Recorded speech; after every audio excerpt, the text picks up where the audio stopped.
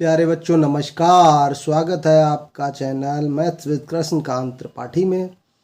हम लोग पढ़ चुके हैं प्रश्नावली 3.4। अब देखना है 3.5 को। तो इस 3.5 में हमको जो विधि पढ़नी है जिससे समीकरणों को हल करना है वो है बज्र गुणन विधि। तो बज्र गुणन विधि में ये इस तरह से हमें जो दो समीकरण युग्म दिए रहते हैं उनको कैसे हल करना है।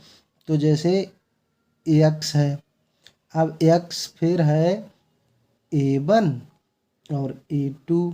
x में ये x का गुणांक है तो a1 a2 इसके हैं, तो x के गुणांक को लिखेंगे नहीं, तो क्या लिख देंगे आगे वाला b1 b2 और c1 c2। मतलब x का गुणांक उसके साथ x ले रहे हैं तो x के जो गुणांक हैं उनको नहीं लेना है। फिर y में फिर y के गुणांकों को छोड़ना है c1 c2 और बचा क्या a1 a2। फिर अचर पद में 1 लिखेंगे तब अचर पद को नहीं लेना है। फिर a1 a2 और b1 b2 इस तरह से लिख लेते हैं इनको। अब गुणा कैसे होगा, इसका ऐसे क्रॉस मल्टीप्लाई करेंगे इस तरह से, ठीक है। इस तरह से क्रॉस मल्टीप्लाई करते जाएंगे।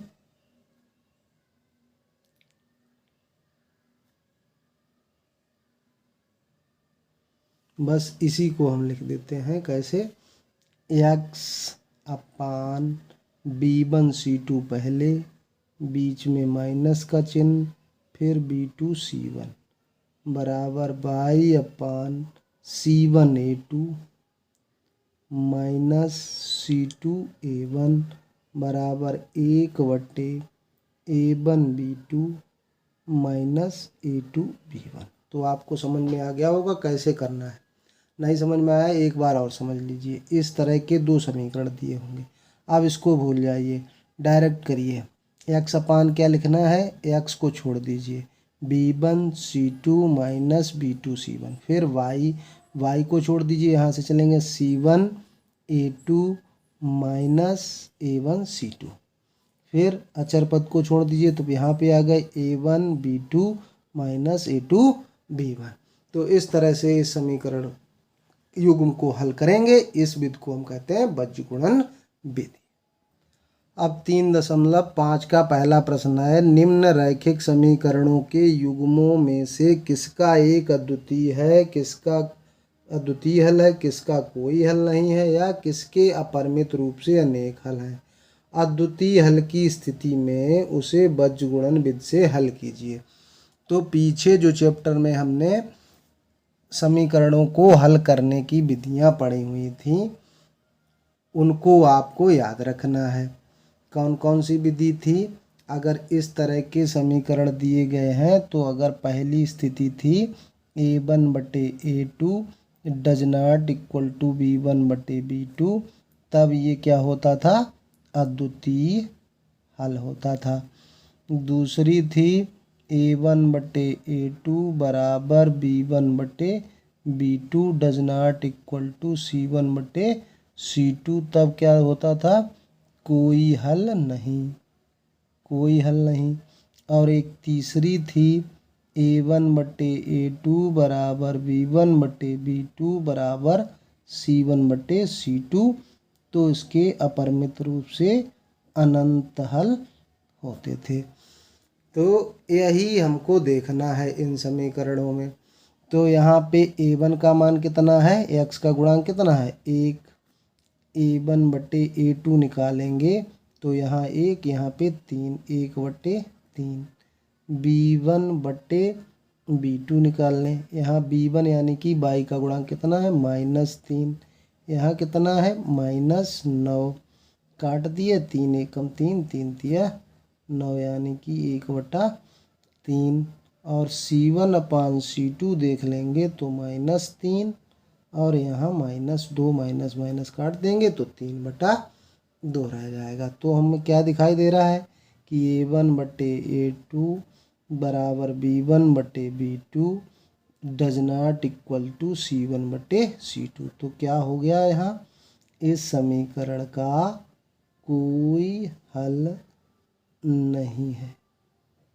क्या है यहाँ पर, कोई हल नहीं, क्योंकि दोनों रेखाएं समांतर हैं। जब x और y के गुणांक कैसे होते हैं, समानुपाती होते हैं, तो रेखाएं समांतर होती हैं, और समांतर रेखाएं कभी काटती नहीं है, ये आपको पता होगा, इसलिए उनका कोई हल प्राप्त नहीं होता है। पहला का दूसरा भाग है 2x + y = 5 और 3x + 2y = 8। तो अगर तुलना करेंगे तो इसमें हम देखेंगे कि A1/A2 ये कितना है, A1 मतलब पहले वाले में x का गुणांक, A2 वाले में दूसरे में x का गुणांक, B1/B2। B1 कितना है 1 और B2 यहाँ गुणांक कितना है 2। तो हमने देखा यही दोनों आपस में बराबर नहीं है। तो अगर ये बराबर नहीं है तो क्या होता है, समीकरण युग्म का एक अद्वितीय हल प्राप्त होगा। अब उसने कहा है कि अगर अद्वितीय हल हो तो इनको बीजगुणन से हल कीजिए। अब हम लिख लेंगे अपने समीकरण 2x + y = 5 और 3x + 2y = 8, ये हमने लिख लिए। अब इनको हल कैसे करना है, देखो हमने जो समीकरण अभी आपको बताया था जनरल में, वहाँ पर यहाँ पे +C1 होता था, +C2 होता था, यहाँ बराबर में दिया है तो कोई दिक्कत नहीं। x बट्टे, तो क्या करना है, x के गुणांक छोड़ देने हैं, y का गुणांक 1 है और 8 से गुणा कर देना, तो 8 एकम 8, और बीच में माइनस लगा देना है, 2 पंचे 10 बराबर y। जब y का गुणांक लेना है तो y को छोड़ देना और आगे ही से करना है, 5 तिया 15 माइनस 8 दूनी 16 बराबर। लेकिन जब बराबर 1 नहीं लेना है, यहाँ पे जब बराबर में संख्याएं दी हो तो यहाँ पे -1 ले लेना है। क्यों -1 ले लेना है, क्योंकि ये इधर जाते तो माइनस में हो जाते, तो यहाँ पे -1 ले लीजिए। अब इसको छोड़ दीजिए, अब इनको 2 दूनी 4 -3 एकम 3, तो ये क्या रहेगा, x अपान रहेगा -2, y अपान -1 और -1 अपान 1 हो जाएगा। प्रथम और तृतीय पद से, प्रथम व तृतीय पद से क्या लेंगे, x अपान -2 बराबर -1/1। तो इधर तिरछा गुणा कर देंगे तो x का मान कितना आएगा, -2 -1 का गुणा +2 हो गया।